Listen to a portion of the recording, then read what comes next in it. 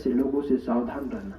कोई कहे कि पूजा पाठ में क्या रखा है, नहीं जाओ। सत्संग में क्या मिलता है, नहीं जाओ। अरे जितनी देर तक सत्संग में हो ना यार, उतने देर तक आपके घर के लोगों का कोई किसी के साथ अन्याय नहीं होगा। जब तक सही से सुनोगे तो भगवान देख रहा है।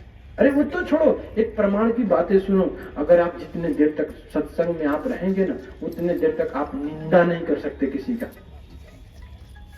आपके साथ कोई अनहोनी नहीं हो सकती उतने देर तक। तो आप कभी झूठ नहीं बोल सकते जितने देर तक आप सत्संग में हो। कोई कहे सत्संग से क्या होता है, धर्म से क्या होता है, ना मंदिर जाने से क्या होता है, ना भजन आरती करने से क्या होता है, उसको तुरंत कहना कि मरने से क्या होता है। मरते कि वो जिंदा रहो, क्योंकि मौत तो उसके हाथ में है नहीं, किसी और के हाथ में है। इसलिए किसी की बात सुनना नहीं है ज्यादा। आप परमात्मा, आपको जैसे शांति मिले ना, आपको जिस सत्कर्म करने से शांति मिले। देखो शांति गलत काम करने से कभी जीवन में शांति नहीं मिल सकती है।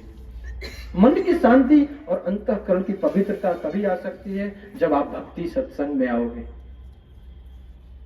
इतना समझना है। कभी सोचो, कभी प्रार्थना करो, हे ईश्वर हमको कोई संत मिले, सत्संग सुने, हम भक्ति से जुड़े रहे ताकि संतान हमारा सही मार्ग पे चले। इसको समझना है।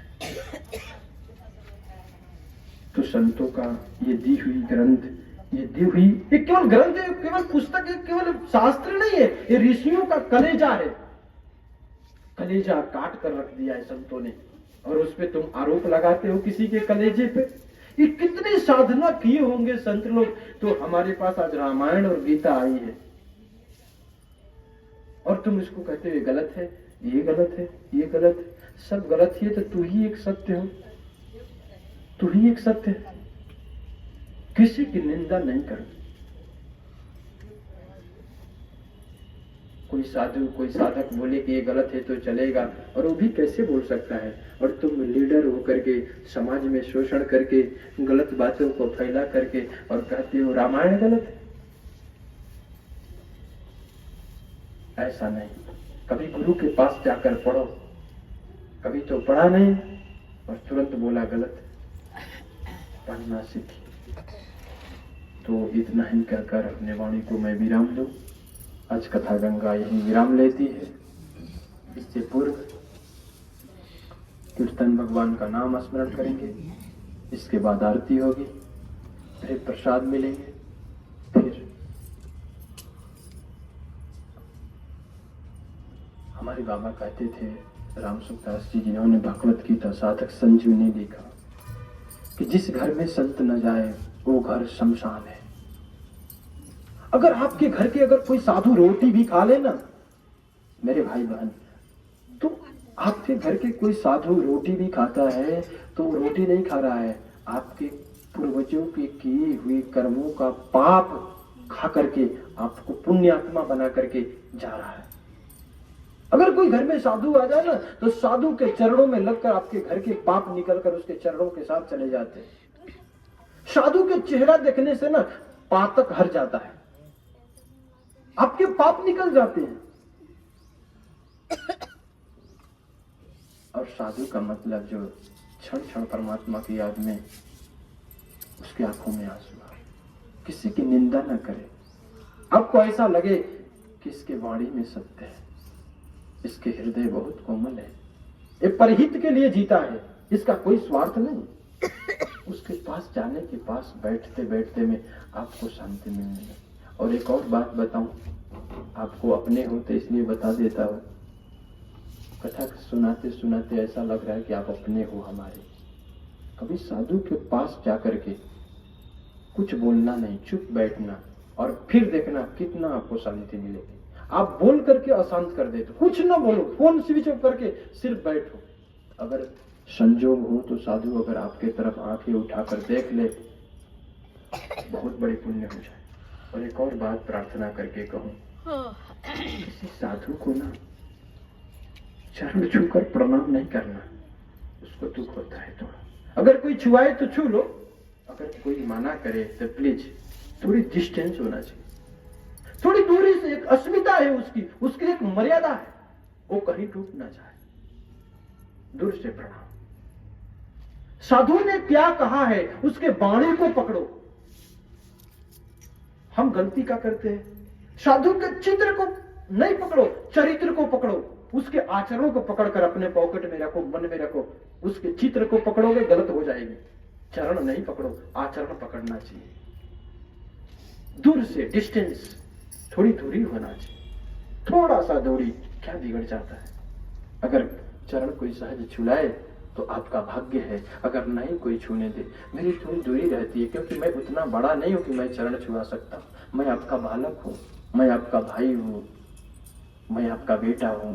इसलिए थोड़ी हमारी एक लिबास है, हमारी एक थोड़ा ये वस्त्र है, इसकी मर्यादा का पालन करना पड़ता है, वरना मैं कोई भगवान नहीं हूं। बस इतना है, थोड़ी डिस्टेंस, थोड़ी दूरी से प्रणाम। छूना नहीं चाहिए, अगर कोई छुआए तो कोई बात नहीं, नहीं छुआए तो थोड़ी स्पर्श न करे तो थोड़ी दूर से ही प्रणाम करें। ये अच्छा लगता है, होना चाहिए मर्यादा।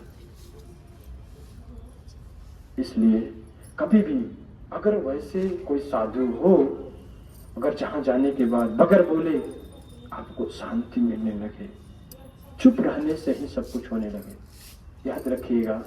अगर साधु से कोई अपनी बात आप बोलते हो, अगर आप कहते हो कि बाबा हमारा ये दिक्कत है,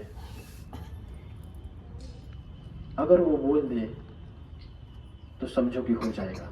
भरोसा हो तो ही बोलो, याद रखना।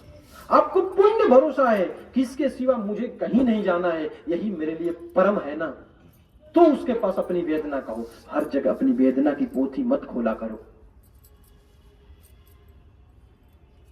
कहीं एक स्थान, कोई गुरु वैसा हो जो एक ही जगह का हो, आप अपनी तकलीफ को देखो। तकलीफ लेने के लिए साधु तो होता है, आपका तकलीफ ले लेगा, हर लेगा, लेकिन हर जगह अपनी बातों को नहीं। कहीं एक जगह हो, आपको लगे कि यहां करना हमारा उचित है, हम वही कहें जहां हमारी बातों को निदान हो जाए, निंदा ना हो। हमारे अंदर तो पच नहीं पाती है, यहाँ की बात वहां, वहां की बात यहाँ, यहाँ की बात, और जो यहाँ की बात वहां, यहाँ की बात वहां, उसके अंदर साधना है ही नहीं, इसीलिए वो बना है। मैं तो कभी कभी दुख होती है कि अगर आपके अंदर साधना होती, आप अगर पूजा पाठ करने में मन लगता, भक्ति की ओर हो, तो आपके पास टाइम ही नहीं है इधर की बात उधर करने का। अगर इधर की बात उधर करने के पास टाइम है आपके पास, तो आप साधक नहीं हो। कैसे मिल गए फालतू टाइम आपके पास, कहां से आ गया? अगर व्यक्ति अच्छे कामों में बिजी रहेगा तो उसका 24 घंटा भी कम पड़ जाता है। जिसके पास काम ही नहीं है ना, इधर की बात उधर, इधर की बात, उसके पास और इधर की बात उधर करने में ना मेरे भाई बहन, मन जो होता है ना विचलित हो जाता है, अशांत हो जाता है।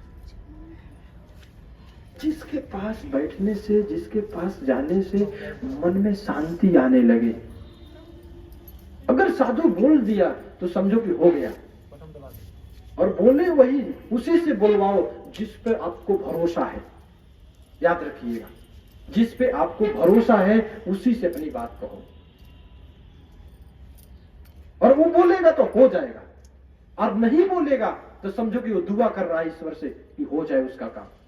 उसका जबरदस्ती मुख की तालाब को मत तोड़वाओ। बोल दिया तो समझो कि हो जाएगा कुछ दिन में। अगर नहीं बोल रहा है, केवल सुन रहा है आपकी बातों को और मुस्कुरा रहा है और ध्यान से सुन रहा है, समझो कि ईश्वर से वो दुआ करना शुरू कर दिया मेरे लिए। कभी किसी साधु के पास जाकर, कोई बड़ा छोटा साधु नहीं होता, साधना तो हो सकता है इतनी उम्र